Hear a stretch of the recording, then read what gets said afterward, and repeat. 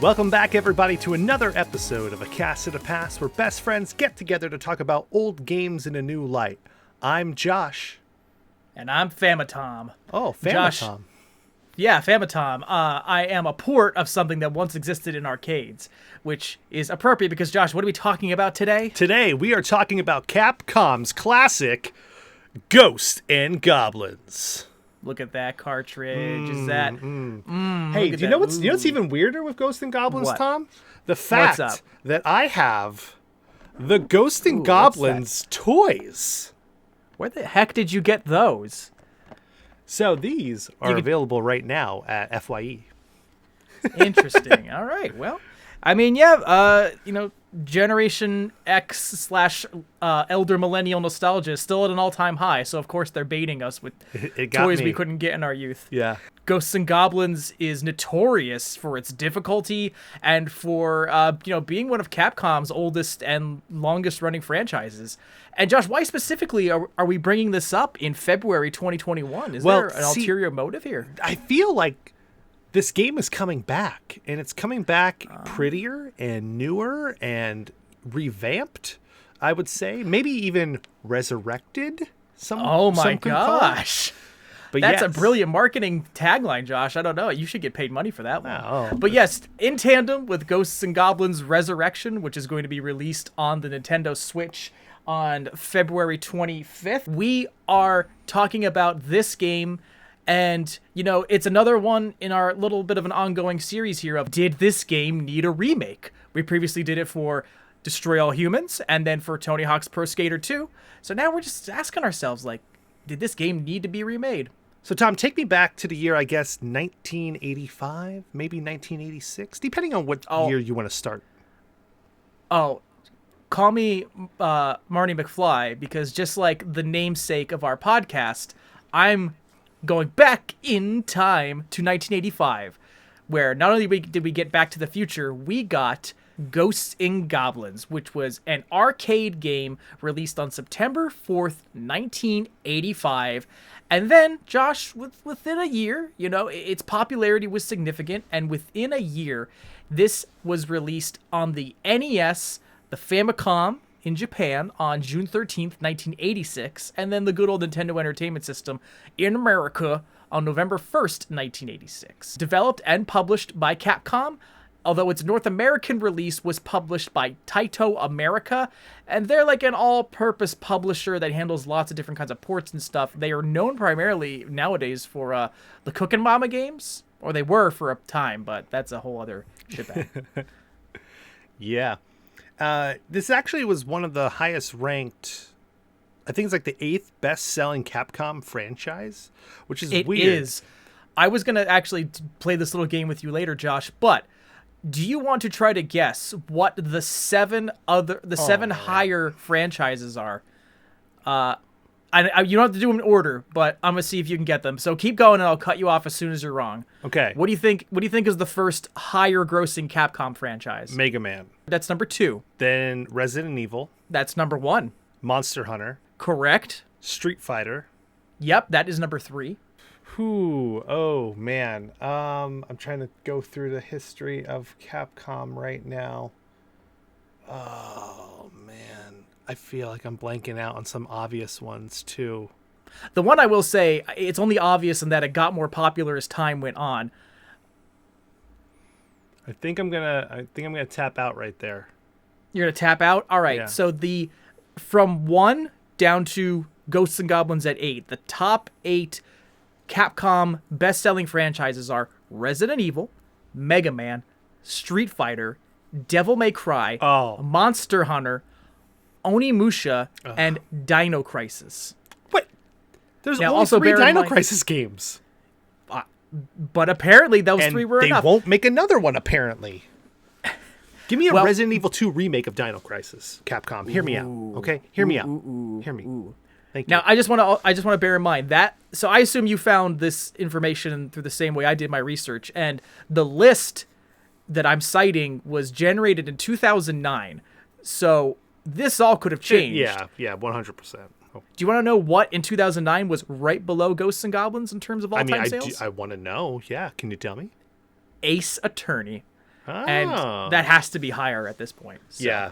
I think this is something we're talking about because I'm generating confusion, but this is a franchise that's long running, but also like seemingly not as mega popular as you would think. I think it's only popular because of its difficulty. Interesting. Yeah. Like it's an iconic brand name within gaming, but also I don't feel like it's talked about that much. But when it is talked about, what is it talked about with? The difficulty. Exactly, yes. Right? But because with this you had Ghosts and Goblins, you had Ghouls and Ghosts, you had Super Ghouls and Ghosts.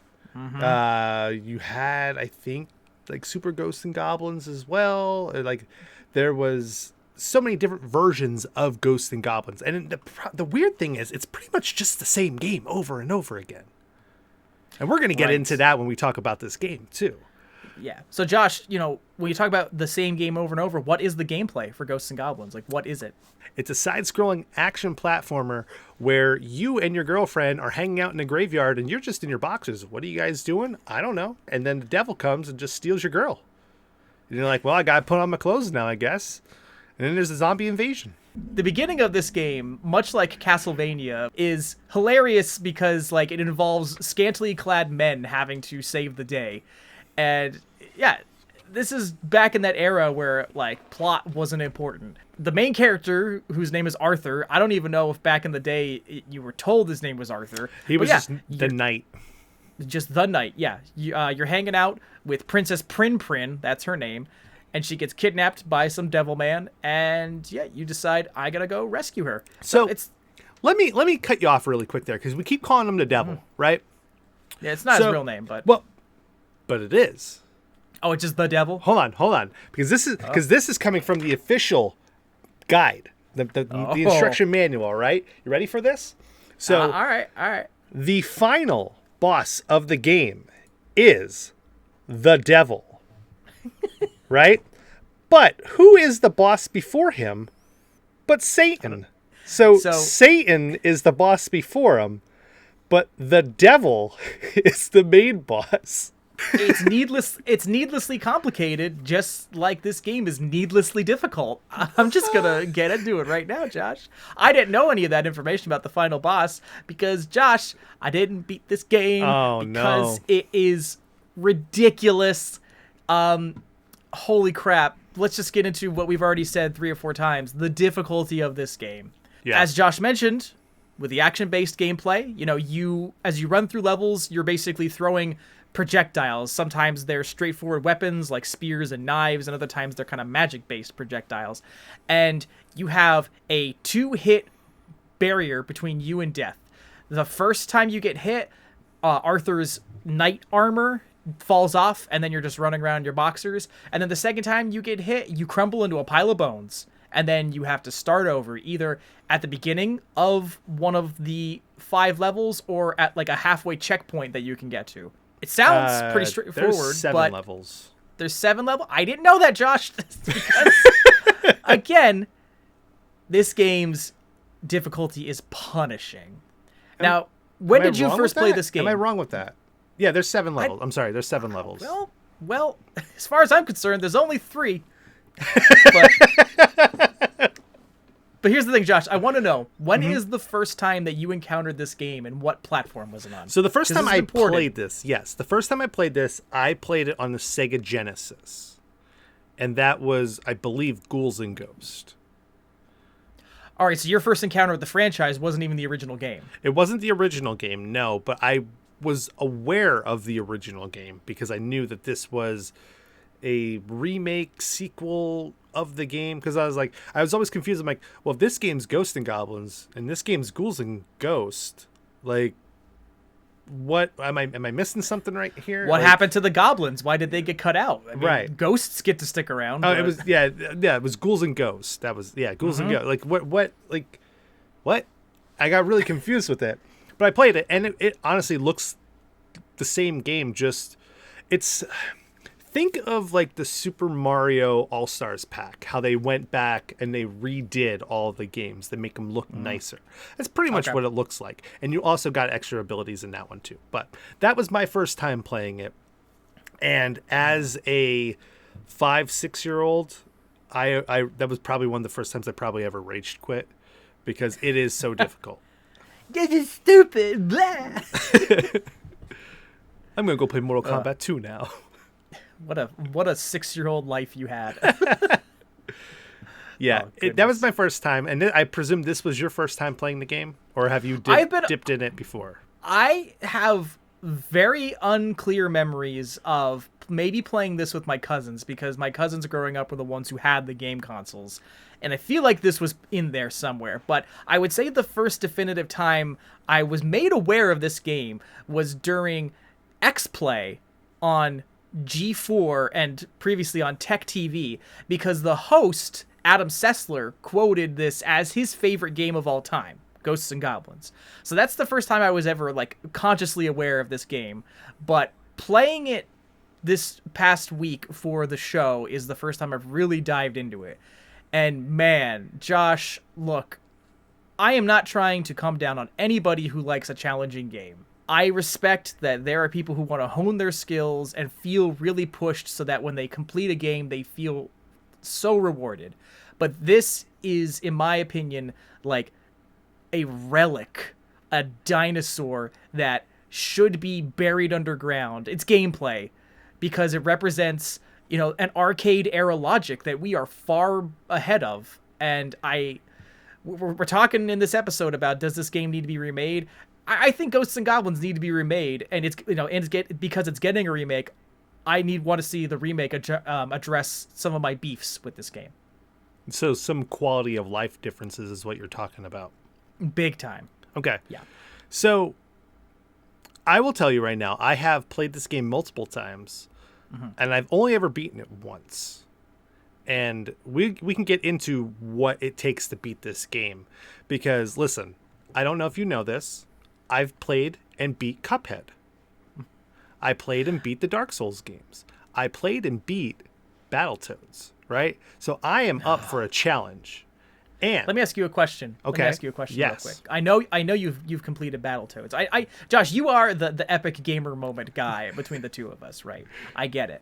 And something I want to ask is that I know you've beaten Battletoads, and you did it for your sideshow on our YouTube channel, Jaeger's Retro Review, which our listeners should check out, because you were trying to review it and just ask how it holds up. And you said in that review that Battletoads is needlessly difficult to the point where it's not enjoyable.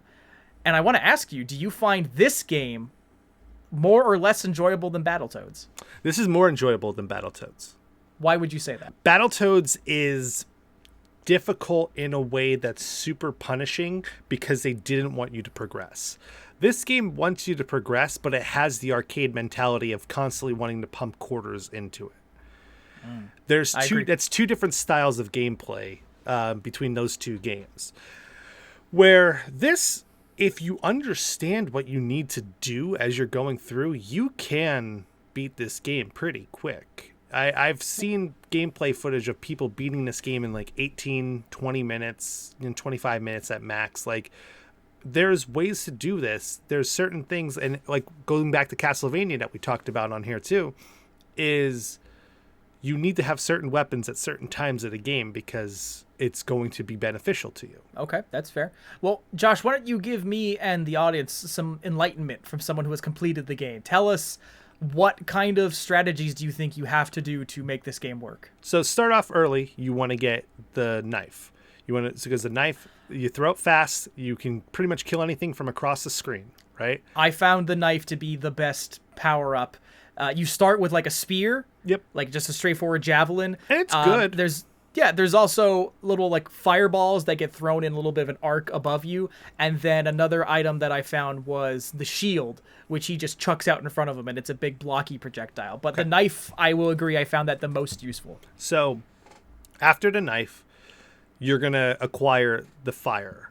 The fire might seem useless. However, it kills enemies so fast.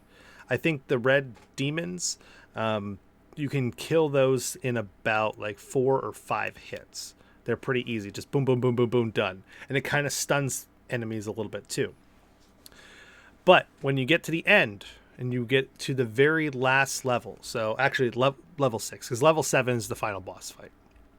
You get to level 6. You need to acquire the shield. Because if you don't acquire the shield, you're going to have a bad time. Because you need the shield in order to beat the final boss. Right. So like CM Punk before us, we needed the shield to enact justice. Got it. So you need the shield to defeat Azeroth, or the devil, as you could kindly call him. After that, you get a screen, Tom, that says, this room is just an illusion and a trap devised by Satan. Go ahead dauntlessly, make rapid progress. And it starts you right back at the beginning of the game.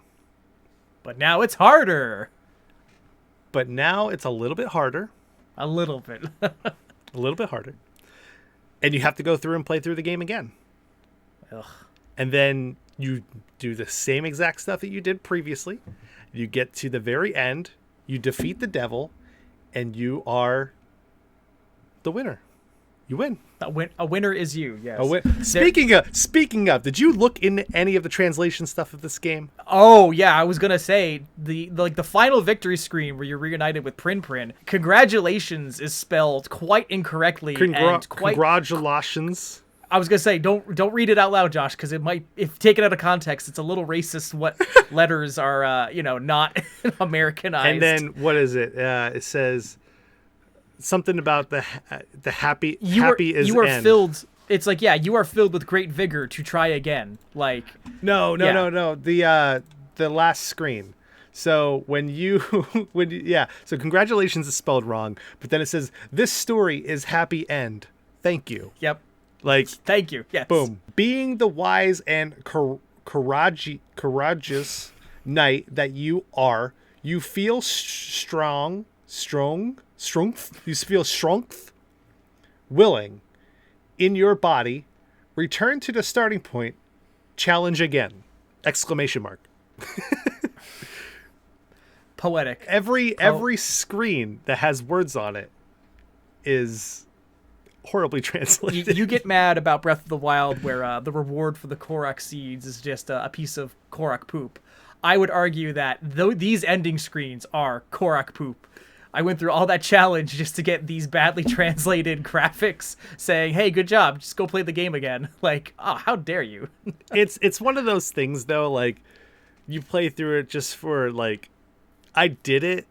One of those, it's an accomplishment to know that you beat Ghosts and Goblins.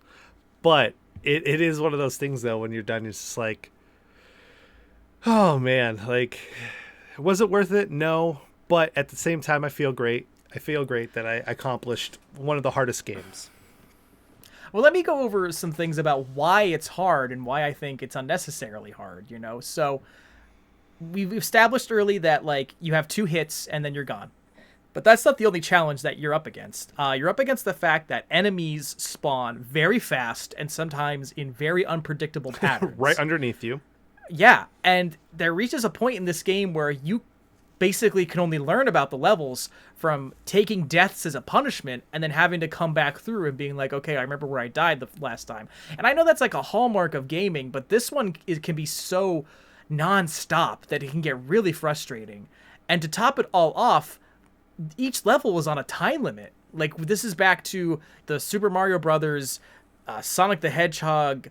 What other games? There's been several games we talked about on the show where I've just emphasized that I hate the forced time limits of games like this in the past. Castlevania also. And this game's no different. There was a level where I was trying to navigate around platforms, but because the jumping is so not very precise in this game, Arthur can basically only jump up and down in a vertical kind of just formation. You have to, like, get a little bit of a run to barely leap up and forward. So as I'm trying to, like, jump across platforms and everything, all of a sudden I get this dire clock music of, like, ba-da-da-da-da-da-da, because I'm running out of time. And it's like, holy crap, game. You want me to run through every level, but you have to proceed with caution because of how many enemies and puzzles there are. And I feel like, again, like you said, this is just a relic of the pump you for quarters arcade era. Yeah. Of course you ran out of time, but give me 25 more cents and you can proceed. So I think it's quite bad that these things exist in tandem. And, in terms of my progress, I played this on the Nintendo Switch, on the NES online service that they offer. And the only reason I got as far as I did was because I was using the rewind feature quite a bit. I'm just going to straight up say it. And I got it's there for a reason. Yeah, and I got to the end of World 3, which is the cave system, where there's a white dragon that's a final boss. And I had to quit because no matter how many times I rewound and tried to approach this again, it's like the dragon is unreachable for most projectile attacks that I was trying due to its height. And once it does come down to your level of the screen, you can't outrun it or jump over it because it's faster than you, and it's so long that your pathetic jump can't clear him. So it just became this insurmountable, goal where I was like, well, what am I supposed to do besides just accept a death, which will knock me all the way back to the beginning of the game and force me to go again? And I was just kind of like, nah, man. I mean, I could appreciate that, in 1986, if this was the game you got for Christmas, you were gonna put that time into it, you dear gamer, whoever you may be, and I respect that. But in 2021, I got stuff to do. I get it. I gotta play Demolition All Stars, Josh. I can't deal with this dragon. But so that's my big gripes. Is just that the way that the progression is designed and how challenging the enemies are, it makes it so tough that I didn't feel encouraged to try. Yeah, and that is a product of its time, and I can't go ahead and defend that because it's difficult and it's punishing. Like, if you know the strategic way of going through and beating everything, then yes, like, okay, you can chalk this up as being, oh, this is a fantastic game. I don't understand what you guys are talking about. There's problems. There's no problem. There's a lot of problems with this game, and we have to think about it though. Like, this game's 30 plus years old, right? Like, things have changed. I think 35 at this point. Well, yeah. 35 later this year. Right. And is it terrible? No. I don't think a game is terrible because it's difficult. I think a game would be terrible because of poor design, poor gameplay, poor controlling, that kind of stuff. The idea of this game is great.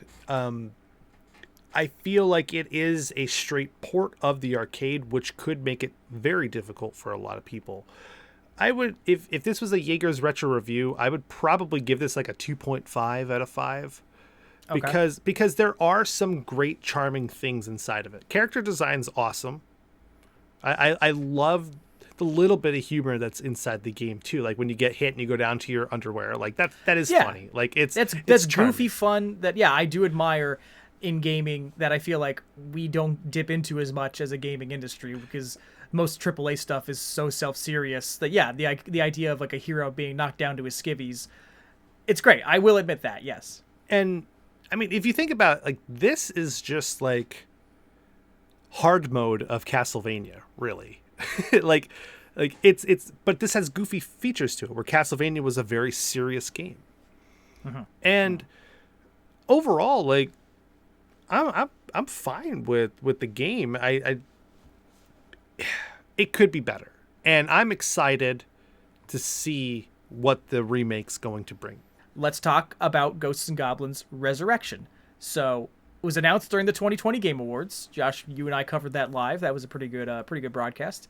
And what they're basically advertising is it's a reboot of the series, a kind of reimagining, and it's something of a hybrid between Ghosts and Goblins 85 and Ghouls and Goblins. So Ghouls and Ghosts. Ghouls and Ghosts? Okay. So it's mashing these two together, adding new challenges, and also updating its art style to make it look a bit more like a storybook in a way. The art style, to me, honestly reminds me of like the animated Monty Python segments in a certain way, the way they certain things move. Do you know anything about things that have been added? No, I don't. I'm gonna go into this blind, I think, a little bit, except for the main trailer. All right, well, that we saw. But I do know some things. So yeah, I mean, you can tell us here. You can tell us here in the podcast. Okay, so here's two things of note that I saw in the trailer and read about in a press release that I think are interesting and also good things. In the trailer, I noticed that Arthur has the ability to throw items straight up. And I know that sounds like, oh, that's groundbreaking, but it kind of is. Because in the original game, you can only throw straight forward, and then you have to pivot completely behind to throw back in the other direction. So with a lot of aerial enemies that are quite tough, like the little red demon guys, the ability to like get under them and throw like knives up, that could be a game changer. I think you can do that in Ghouls and Ghosts. Well, then that's maybe part of what I said they were taking from Ghouls and Ghosts. Okay. So combining that Yeah. mechanic into it. Okay, very cool. But one of the big things I read is it's going to have multiple difficulty modes for accessibility, and I'm going to run you through them right now. There is Page, which is the easiest difficulty, in which you have infinite lives. Then there is the Squire, where it reduces the enemy encounter numbers, but you don't have infinite lives. It's just like slightly less stressful version of the game. Yeah. And then you have the Knight difficulty, which is the third highest. And what this does, it gives Arthur an extra hit. So you can get hit once, then get hit to lose your armor, and then you're dead. So it increases that. And then finally, there is Legend, which is basically the original difficulty of the games. Okay. 2 hits, limited lives, lots of enemies. Interesting. And they said in this release that I read that it was done because they want newer gamers to not get scared away by the or turned off by the difficulty. They want it to be accessible to a new generation, and I admire that. So I think that's very cool of them. While we're talking about Ghosts and Goblins and Ghouls and Ghosts and stuff like that, do you know of the third game section of this franchise? No, Josh, explain that to me. So, there's a game series that came out. The first one came out on the Game Boy, and then the second one came out on the NES, and it's called Gargoyle's Quest. Oh, okay. All right. So, Gargoyle's Quest, which I have here, it's actually a pretty uncommon cartridge for the NES. Oh, nice. Follows the life of the Red Demon.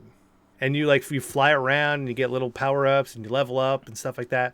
I've never really dove into it much, but I do have the first one on the Game Boy, which my Game Boy games are on the other side of my room, and I have Gargoyle's Quest 2 here. But yeah, that's an offshoot, pretty much a spin-off of the Ghosts and Goblins games. So basically what you're saying is it's the equivalent of if in the middle of the Super Mario Brothers trilogy, they were just like, we're going to make an RPG about Goombas. And this, the adventure of a spunky little Goomba who's just trying to make it in the world or something. Yeah, I mean, or X-Men Origins Magneto, the movie that we never got. Oh, I'm so glad we didn't get that movie. I cannot imagine. Look, de-aging CGI has still not hit a good enough point. But in 2008, they wanted to digitally de-age Ian McKellen to play a young version of himself. And I was like, no, bad idea. Ghosts and Goblins has had a really long history, and I'm surprised it is still kicking, and I'm surprised that Capcom is supporting this franchise over other franchises like Dino Crisis for remakes. Uh-huh. Now, they have been on a very good high when it comes to their remakes right now. Resident Evil 2, Resident Evil 3, Monster Hunter's getting revamped since World hit. I mean, they've kind of spun the wheels in the right direction now. Maybe Ghosts and Goblins is the next way to go, and then they keep seeing we got a good thing going here. Let's just keep bringing back these older games and getting better and making them better. But it's possible. It's possible. And that's one thing you've always talked about is about game preservation, right? Yes. I would love it.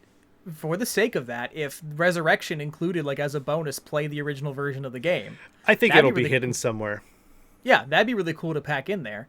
But, it's this fine line for me in this episode, particularly, but about, preserving gaming history, but also acknowledging that we've come a long way in terms of accessibility.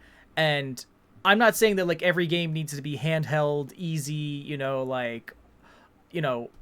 there's this kind of baby ass negative baby mode.